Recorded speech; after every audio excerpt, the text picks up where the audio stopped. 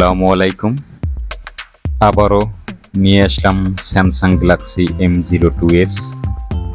এটা টাচে কাজ করে না, কাস্টমারে আমাকে দিয়েছে এটা টাচে কাজ করে না, কিন্তু এই ধরনের যতগুলো সেট আমার কাছে এই পর্যন্ত আসছে সবগুলোই আমি দেখছি যে টাচে কাজ করে না। তবে এই সমস্যাটা কেন আসে এটা অনেকেই মনে করে যে সিপিইউটা রিভল করলেই মোবাইলটা কমপ্লিট ওপে হবে। মানে অনেক ক্ষেত্রে টাচ কাজ করে না, ওই ক্ষেত্রে সিপিইউ রিভল করলো কিন্তু সেট হ্যাং করতে চলে গেছে। সেটা কেন দাদা, সেজন্য আজকে ফুল কমপ্লিট কাজটা দেখাবো। এখন আমি মাদারবোর্ডটা খুলে নিতেছি, যে আমি মোবাইল স্ট্যান্ডে লাগানোর পরে আমি সিপিইউটা তুলবো। আমি তড়িঘড়ি করে মাদারবোর্ডটা আমি লাগিয়ে নিলাম। এখন আমি সিপিইউটা তোলার জন্য চেষ্টা করব। পাশে যে কালো পেস্টেড আইসি যে পেস্টগুলো আছে সেগুলো আমি আস্তে আস্তে কেটে নিচ্ছি। আর পাশে যে কম্পোনেন্ট থাকে সেগুলো যাতে উঠে না যায়, কোনো দিকে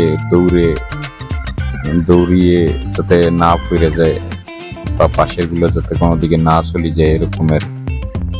যদি কোনো দিকে পড়ে যায় কোনো একটা ক্যাপাসিটার বা রেজিস্টার, ওই ক্ষেত্রে মোবাইলটা ডেড কন্ডিশনে যাইতে পারে। অনেকে মানে কাজ করার সময় হয়তো বা খেয়াল করে না। এখন আমি পেস্ট দিয়ে নিচ্ছি যাতে আইসিটা আমার খুব সহজে ওঠে। এখন যে আমি হট এয়ার গানটা ইউজ করতেছি, আমার হিট আছে 330-তে আছে। তারপরে আমি যে এয়ারটা ইউজ করতেছি এয়ারটা হচ্ছে আপনার 30, আর হট এয়ার গানটা যে কুইকের আপনার এটা WD 861 DW। তবে এই 861 DW যে হট এয়ার গানটা, এটা দিয়ে কাজ করতে খুবই মজা। এখন আমার আইসি নরম হয়ে গেছে, কিন্তু এখন উঠে যাবে। এই যে আইসি আমার কমপ্লিট উঠানো শেষ। এখন আমার মাদারবোর্ডটা আমি ক্লিন করে নিব, যাতে আমার আইসিটা বসানোর জন্য আমারও খুব সহজ হয়। তবে আইসি উঠানোর পরে যে নিচে যে ক্যাপাসিটার ছিল সেটা নিচে মাদারবোর্ডের আছে, এটা আমি পাশে রেখে দিই যাতে পরে আইসিতে আমি লাগাইতে পারি। আইসিতে লাগিয়ে এটা না হলেও চলে ক্যাপাসিটার, তারপরও আমি এটা লাগিয়ে দিব যাতে আমার কোনো সন্দেহ না থাকে। অনেক ক্ষেত্রে আইসি যদি এই আইসির যে ক্যাপাসিটারটা সেটা যদি নাও লাগানো হয় তারপর কিন্তু সেট চলে, সমস্যা হয় না। এখন আমি মাদারবোর্ডটা পরিষ্কার করবো সুন্দর করে।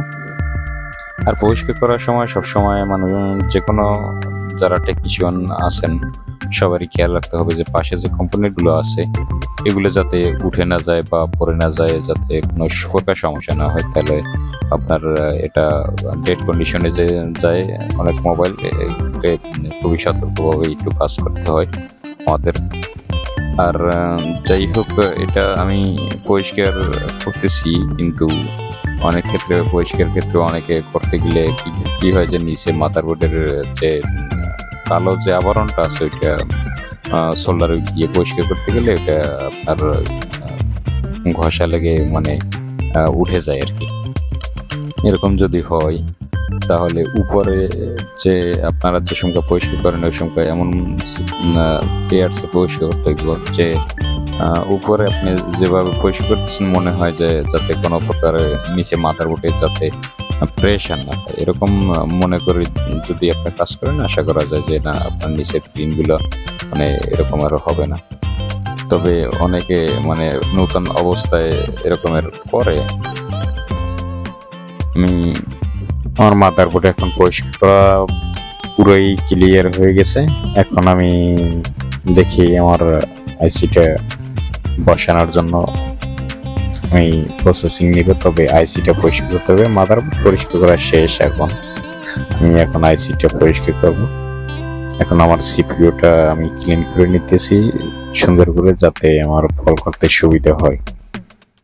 আর সিপিইউ পরিষ্কার করার সময় যারা নতুন তারা অনেক ক্ষেত্রে ভুল করে, সিপিইউতে একটু প্রেসার দিয়ে পরিষ্কার করে, যাতে আমি মনে করি যারা নতুন তারা প্রেসার না দিয়ে যদি এটা পরিষ্কার করে তাহলে সুন্দরভাবে আইসিটা পরিষ্কার হয়।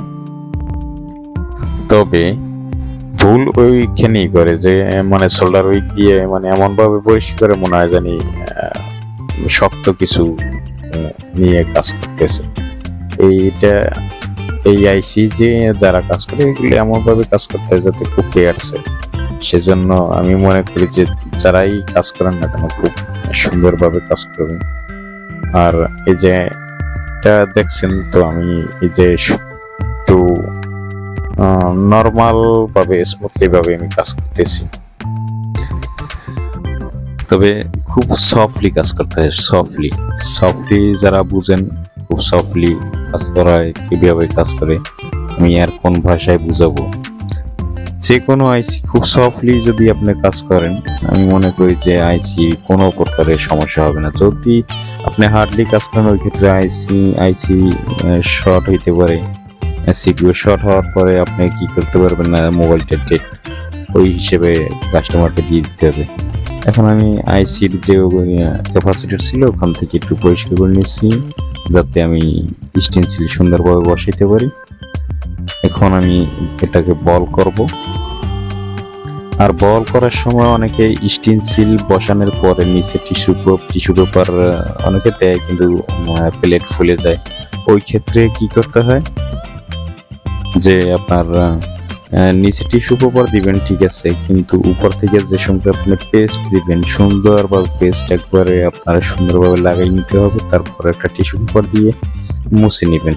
তবে হিট দেওয়ার সময় যে প্লেটগুলো ফুলে যায়, এটা ফুলে যাওয়ার কারণ হচ্ছে আপনি যে হিট এবং এয়ার দিচ্ছেন এটা ঠিক মানে সঠিকভাবে আপনি দিচ্ছেন না, সেই জন্য আপনার প্লেটটা ফুলে যাওয়ার কারণ এই একটাই। এটা হিট দিতে হয় আপনার।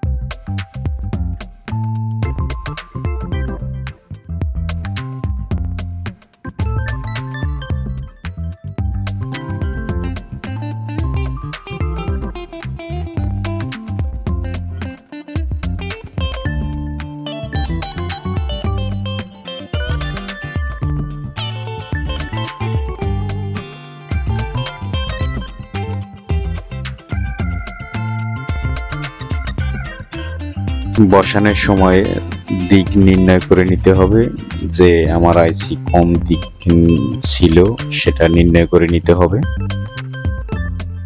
এখন আমি হিট দিচ্ছি যাতে আমার আইসিটা বসে।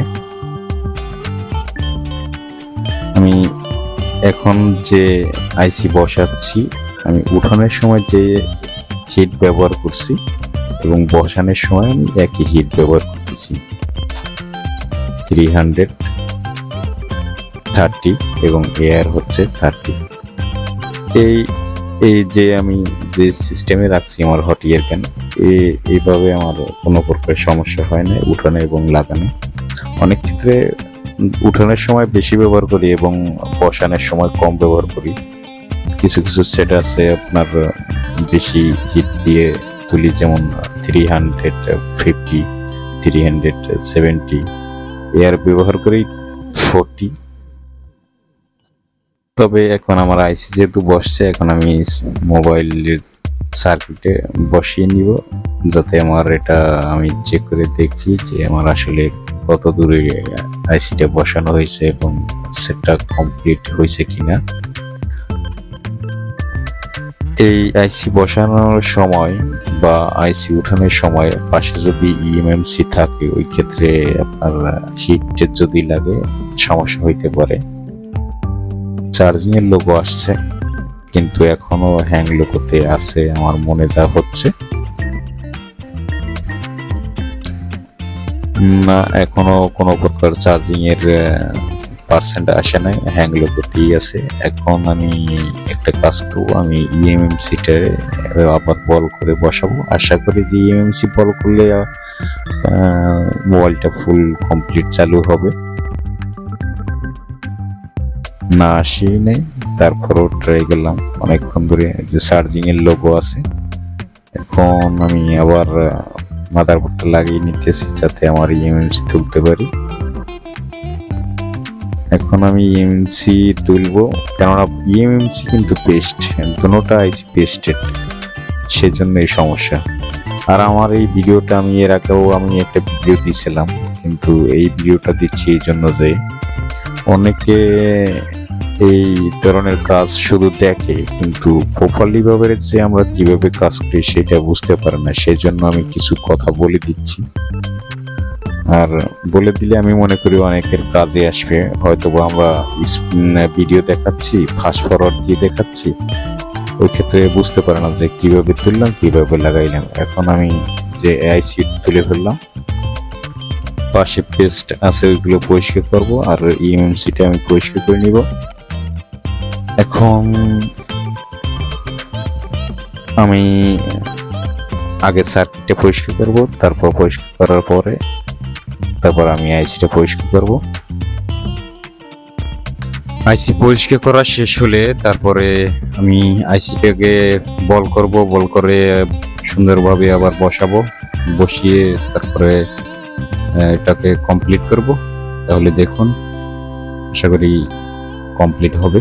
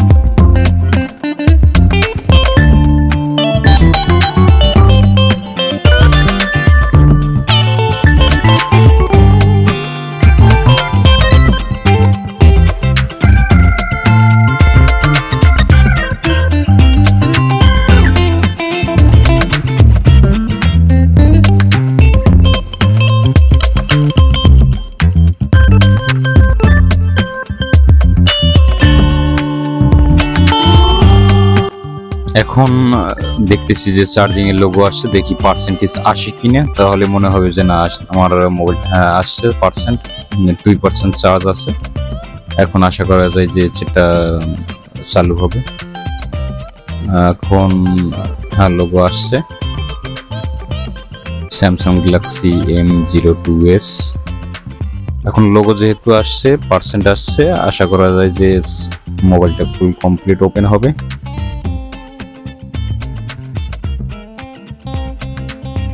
চার্জ দিয়ে রাখছি এই জন্য, যে যাতে চার্জ নাই তো সেই জন্য চার্জ দিয়ে আমি অন করার জন্য ট্রাই করতেছি।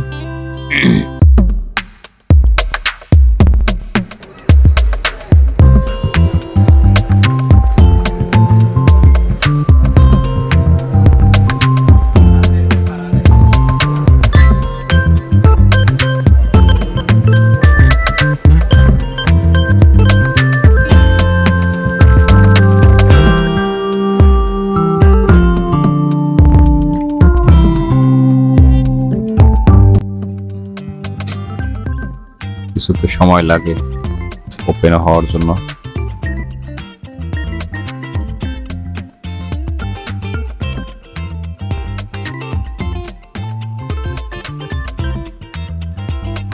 ওপেন হয়েছে, যে লোগো চলে গেছে, এখন ওপেন হয়েছে, এই যে আসছে। কাছে কাজ করে কিনা? কাছে কাজ করে, লক আছে একটা। তাহলে শেষ পর্যন্ত কাজ কমপ্লিট হইল। তবে সিপিইউ র্যাম দুটোটাই অনেক ক্ষেত্রে বল করার প্রয়োজন পড়ে।